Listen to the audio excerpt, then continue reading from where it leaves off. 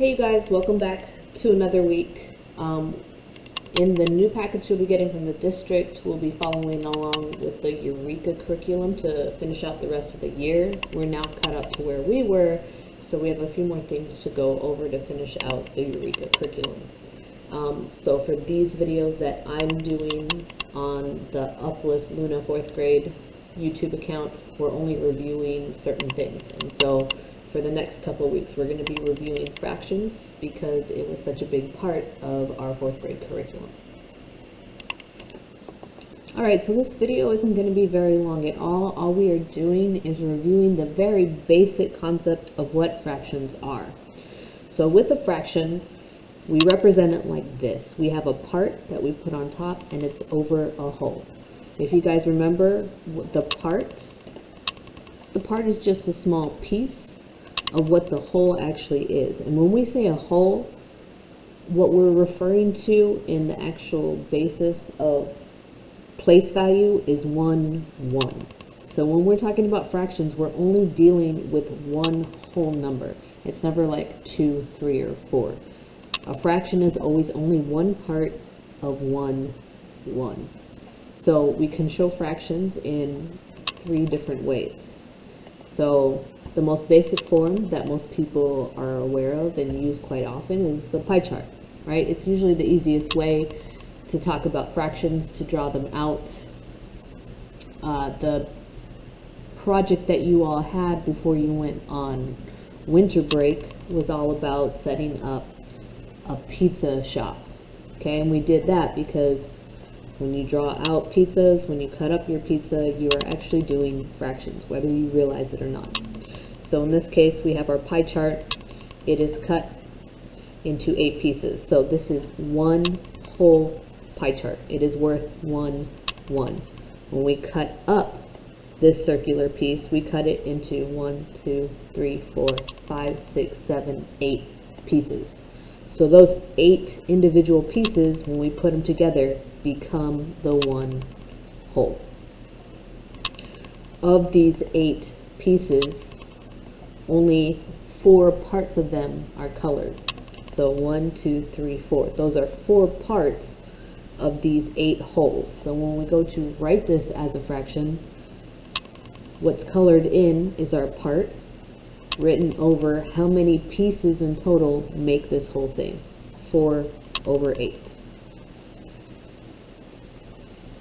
Okay, we can also draw this out as a tape diagram. Alright. Here we have our 8 pieces still. 1, 2, 3, 4, 5, 6, 7, 8. And of those 8 pieces, 4 of them are colored in. So our fraction is still the same. We have 4 pieces out of 8 total because those 8 make the whole. So we need to remember, if we are going to label this tape diagram here, alright, what we would actually have to do is show that this is one whole. And how do we do that? We just take the 2 sides like this, and somewhere along it we write 1. This is representing that 8 pieces make this one whole, because we could go ahead and separate this into 4 and 4. And if I said these 4 pieces made a whole, then we actually have one whole, 2 whole pieces. And we'll go into that in a minute. Alright, and finally, we can represent it with a number line. Alright, the same thing with the number line applies that we did here for the tape diagram. How do I know once I get to 8 this is one whole? Well, I can go here on the bottom and I can show that this is 0, this is my starting point, and this 8 is actually one whole. We're doing the same thing. We're just representing that these 8 pieces are going to make up 1, 1. So when we go to draw this out, I have my 8 pieces already in this one whole, and I, in blue, showed that it's only going to 4 parts. Okay, so here's a brand new tape diagram. If you look at this and we counted the individual pieces, we could actually say that is the exact same tape diagram I just drew here. There are 8 pieces. If I count here, 1, 2, 3, 4, 5, 6, 7, 8 pieces. So what we would say is that if I were to write this as a fraction, I don't know how many parts because they're not colored in yet, I would say this is over 8, right? Because 8 would make up the whole.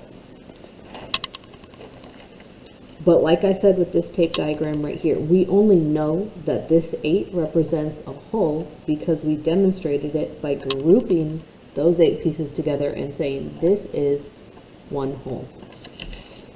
So what happens if I group things a little differently here?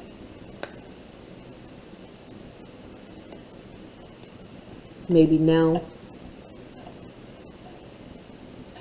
I group things this way. I say this is one whole and this is one whole. So now what type of fraction are we dealing with? Well, in my one whole, I have 1, 2, 3, 4 pieces. That means my new fraction is over 4. Same here, 1, 2, 3, 4 pieces to make up a whole. This new fraction is now out of 4.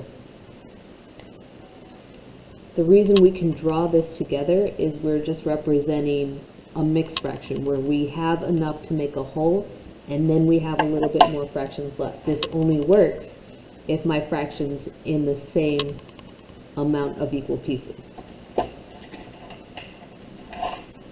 So if I were to color this in the same way I had my other fraction,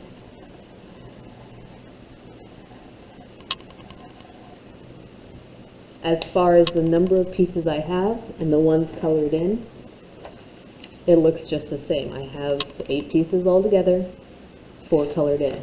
Same thing here. I have 8 pieces all together, 4 colored in. Now, on the other tape diagram, our fraction was 4 pieces out of 8. But now I've gone ahead and I've said that one whole is now only in fourths. So now I have 2 wholes and 4 of those pieces colored in. So if I look at the fraction this way, I would say this is 4 fourths. And I could color in one more. And I could say this is worth 1/4. So in total, I have 1, 2, 3, 4, 5 pieces colored in out of 8 total. But because now we are showing exactly where one whole is, it wouldn't be 5/8, it is 4 fourths or one whole and an additional 1/4.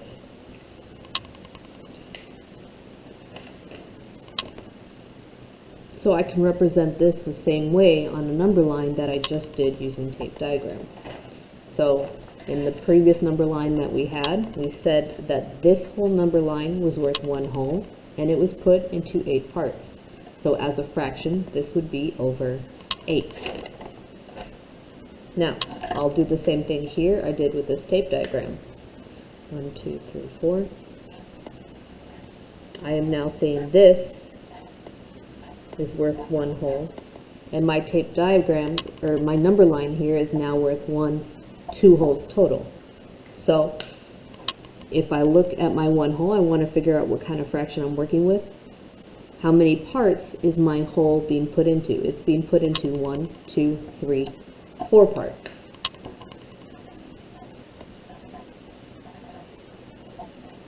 Therefore, my fraction, when I go to look at this, is still over fourths. Over here, this is now a starting point. It's a starting and ending point. Here's my other one. 1, 2, 3, 4 parts. So here's another fourth. So if I wanted to represent this the same way, starting at 0, this takes up 4 fourths, and I can go from here and I can go one more. That takes up 1/4. So today's lesson was nice and short.